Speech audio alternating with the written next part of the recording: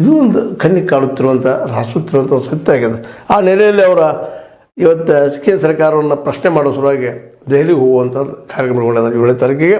ಅದಕ್ಕೆ ಚಲೋ ದೆಹಲಿ ಅಂತ ಒಂದು ಅಡ್ವರ್ಟೈಸ್ ಕೊಟ್ಟಿದ್ದಾರೆ. ಆ ಅಡ್ವರ್ಟೈಸಲ್ಲಿ ನನ್ನ ತೆರಿಗೆ ನನ್ನ ಹಕ್ಕು ಅಂತ ಒಂದು ಮಾತನ್ನು ಇಟ್ಕೊಂಡಿದ್ದಾರೆ. ಹೌದು, ನಾನು ತೆರಿಗೆ ಕಟ್ತೀನಿ, ಅವ್ರಕ್ಕೆ ನಂದು. ಇದ್ರಲ್ಲಿ ಏನು ದೊಡ್ಡ ಅಂತ ಆ ನಿರಪೇಕ್ಷ ಭಾವ ಅಂತ ಏನಿಲ್ಲಲ್ಲ. ಯಾಕಪ್ಪ ಅಂತಂದ್ರೆ ಇಲ್ಲಿ ಅರ್ಥ ವ್ಯವಸ್ಥೆಯಲ್ಲಿರಲಿ, ಸಾಮಾಜಿಕ ವ್ಯವಸ್ಥೆಯಲ್ಲಿರಲಿ, ಎಲ್ಲೂ ಇಲ್ಲ ಸತ್ಯ ಹೇಳೋದು ಸಹಜವಾದಂಥದ್ದು. ಸಾಂಸ್ಕೃತಿಕ ರೂಪದಲ್ಲಿದ್ದರೂ ಸತ್ಯಗಳನ್ನು ಹೇಳುವಂಥದ್ದು ಮಾತ್ರ ಒಂದು ವಾಸ್ತವ ಅಂತ ಹೇಳಬೇಕಾಗಿದೆ. ಅದೇನೋ ಅಲ್ಲಿ ಅವ್ರು ಎಲ್ಲಿ ಚಲೋದಲ್ಲಿ ಏನು ಕೇಳಿದಾರಪ್ಪ ಅಂತಂದ್ರೆ ಅವ್ರು ಏನು ಸ್ಲೋಗನ್ ಹಾಕಿದಾರೆ ಅಂದ್ರೆ, ಕರ್ನಾಟಕ ಮತ್ತು ಕನ್ನಡಿಗರ ಮೇಲೆ ಕೇಂದ್ರ ಸರ್ಕಾರದ ಆರ್ಥಿಕ ದೌರ್ಜನ್ಯದ ವಿರುದ್ಧ ಚಲೋ ದೆಹಲಿ. ನಾವು ಇದಕ್ಕಾಗಿ ದಿಲ್ಲಿಗೆ ಹೊಂಟಿದ್ದೀವಿ. ಅದು ಮುಖ್ಯವಾಗಿ ಅನುದಾನ ನೀಡಿಕೆಯಲ್ಲಿ ಕರ್ನಾಟಕಕ್ಕೆ ತಾರತಮ್ಯ, ಅನುದಾನ ಕೊಡುವಲ್ಲ ಕೇಂದ್ರ ಸರ್ಕಾರ ನಮ್ಮೊಂದಿಗೆ ತಾರತಮ್ಯ ಮಾಡ್ತದೆ ಅನ್ನುವಂಥ ಮಾತು ಹೇಳಿ ಅದಕ್ಕೆ ತನ್ನದೇ ಅಂತ ಡಾಕ್ಯುಮೆಂಟ್ಸ್ಗಳನ್ನ, ತನ್ನದೇ ಅಂತ ಒಂದು ಅಂಕಿ ಸಂಖ್ಯೆಗಳನ್ನ ಅವ್ರು ಬಿಡುಗಡೆ ಮಾಡಿದ್ದಾರೆ. ಅದು ನಾವು ತಾವು ನೋಡ್ಬೋದು. ಇನ್ನು ಸೌಲಭ್ಯ ನೀಡಿಕೆಯಲ್ಲಿ ಕನ್ನಡಿಗರಿಗೆ ಅನ್ಯಾಯ, ಸೌಲಭ್ಯ ಕೊಡೋದು ಅದರಲ್ಲೂ ಅನ್ಯಾಯ ಆಗ್ಯದಪ್ಪ ಇವ್ರಿಗೆ ಕನ್ನಡಿಗರು ಅನ್ನೋ ಮಾತನ್ನು ಅವ್ರು ಪ್ರತಿಪಾದಿಸ್ತಾ ಇದ್ದಾರೆ. ಅದಕ್ಕೆ ತಮ್ಮದೇ ಆದ ಅಂಕಿ ಸಂಖ್ಯೆಗಳು ಕೊಡ್ತಾ ಇದ್ದಾರೆ. ಇನ್ನು ಬರ ಪರಿಹಾರಕ್ಕೆ ಬಿಡಿಗಾಸಿಲ್ಲ.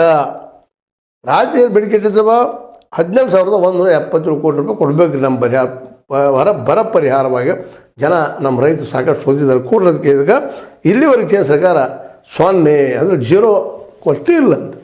ಯಾಕೆ ಸ್ವಲ್ಪ ಕೊಡ್ಬೇಕಾಗ್ತದೆ, ಯಾಕೆ ಕೊಡಲಿಲ್ಲ?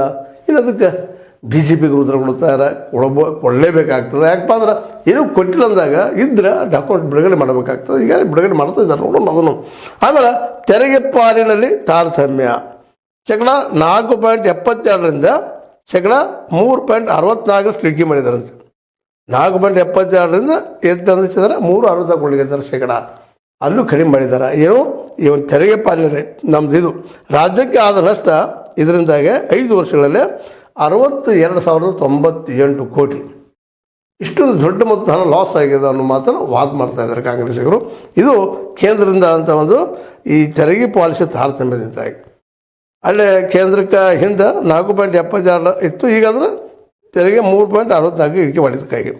ಇನ್ನು ಭದ್ರಾ ಮೇಲ್ದಂಡ ಯೋಜನೆಗೆ ನಿರ್ಲಕ್ಷ್ಯ. 2023-24ರಲ್ಲಿ ಘೋಷಿಸಿದ್ದು 5,300 ಕೋಟಿ ರೂಪಾಯಿ ಭದ್ರಾ ಯೋಜನೆ ತಯಾರು ಮಾಡ್ಕೋಬೇಕು. ಜನರಿಗೆ ನೀರಾವರಿ ಆಯಿತು, ರೈತರಿಗೆ ನೀರಾಯಿತು ಕೊಡ್ಬೇಕಂದ್ರೆ ಆದರೆ ಇವತ್ತಿನವರೆಗೂ ಕೇಂದ್ರ ಸರ್ಕಾರ ಕೊಟ್ಟಿದ್ದೇನಪ್ಪ ಅಂದ್ರೆ 0.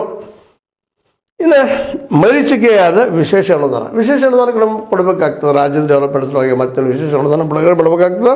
15ನೇ ಹಣಕಾಸು ಆಯೋಗ ಇದು ಶಿಫಾರಸು ಮಾಡಿದ್ದು 5,495 ಕೋಟಿ ರೂಪಾಯಿ ನೀವು ಬಿಡುಗಡೆ ಮಾಡ್ರಪ್ಪ. ಏನು ವಿಶೇಷ ಅನುದಾನ, ಸ್ಪೆಷಲ್ ಏನಪ್ಪ ಅಸಿಸ್ಟೆನ್ಸ್ ಕೊಡಬೇಕು ಅಂತೇಳಿ. ಆದರೆ ಇಲ್ಲಿವರೆಗೆ ಸರ್ಕಾರ ಯಾವಾಗಿಂದು ಈ 15 ಹಣಕಾಸಿನ ಯೋಜನೆಯಿಂದ ಆಗಿದ್ದು ಈಗ ಇಲ್ಲಿವರೆಗೆ 0 ಕೊಟ್ಟಿದ್ದಾರಂತ. ಇನ್ನು ಸಹಭಾಗಿತ್ವ ಯೋಜನೆಗೆ ಅನುದಾನ ಕಡಿತ. ಸಹಭಾಗಿತ್ವ ಇಬ್ಬರು ಜಂಟಿಯಾಗಿ ಮಾಡುತ್ತಿರೋದು ಅನೇಕ ಕಾರ್ಯಗಳಿಗೆ ಕೇಂದ್ರ ಮತ್ತು ರಾಜ್ಯಗಳಿಗೆ 2021-22ರಾಗ 22,000 ಕೋಟಿ ರೂಪಾಯಿ ಬಿಡುಗಡೆ ಆಗಬೇಕಾಯಿತು. ಅದು 2022-23ರಾಗ 13,000 ಕೋಟಿ ರೂಪಾಯಿ ಆಯಿತು. ಇನ್ನು ನನಸಾಗದ ಕನಸಾಗಿಯೇ ಉಳಿದ ಏಮ್ಸ್ ಮಹದಾಯಿ ಯೋಜನೆಗೆ ಮನ್ನನಿಲ್ಲ. ಏಮ್ಸ್ ಮತ್ತು ಮಹದಾಯಿ ಯೋಜನೆಗೆ ಭಾಳ ಮಾತಾಡಿದರು, ನಾವು ಮಾಡ್ತೀವಿ ಹಾಗೆ ಅಂತ. ಇವತ್ತಿಗೂ ಅದೇನೂ ಇಲ್ಲ, ಸಿಕ್ಕಿಲ್ಲ ಅನ್ನೋಂಗೆ ಪ್ರಮುಖವಾದ ಬೇಡಿಕೆ ಇಟ್ಕೊಂಡು ದೆಹಲಿ ಚಲೋ ಒಂದು ಶುರು ಮಾಡಿದ್ದಾರೆ. ಇದಕ್ಕೆ ಪ್ರತ್ಯಾಗಿರೋ BJPಯವರು ಅವರು ಇದೆಲ್ಲ ಸುಳ್ಳದ, ಇದಕ್ಕೆ ಚುನಾವಣೆ ಒಂದು ಗಿಮಿಕ್ ಮಾಡ್ತಾ ಇದ್ದಾರೆ, ಅನೇಕ ಫೀಲ್ಡ್ಗಳು ಸೋತಿದ್ದಾರೆ, ಅದಕ್ಕೆ ಇದೆಲ್ಲ ಮಾಡ್ತಾ ಇದ್ದಾರೆ ಅಂತ ಅವರು ಒಂದು ಆರೋಪ. ಮತ್ತು ಇದೇ ಸಂದರ್ಭದಲ್ಲಿ BJPಯವ್ರನ್ನ ಸಾಮಾನ್ಯವಾಗಿ ಬಿಟ್ಟಿಲ್ಲ ಕಾಂಗ್ರೆಸ್ಸನ್ನು. ಸಣ್ಣ ಒಂದು ಅವಕಾಶ ಸಿಕ್ಕರು ಅವ್ರನ್ನ ಜಡಿಯುವಂಥ ಕೆಲಸವನ್ನು ಮಾಡ್ಕೊತ ಬಂದಿದ್ದಾರೆ. ಅದರಲ್ಲೂ ವಿಶೇಷವಾಗಿ ಹಿಂದೂ ಮುಸ್ಲಿಂ ಅಂತ ಒಂದು ಸಾಮರಸ್ಯದ ವಿಷಯ ಬಂದು ಹೇಳಿದಾಗ ಅದು ಆದಷ್ಟು ಹೊಡೆಯುವಂಥ ಕೆಲಸವನ್ನು ತೀವ್ರವಾಗಿ ಅದು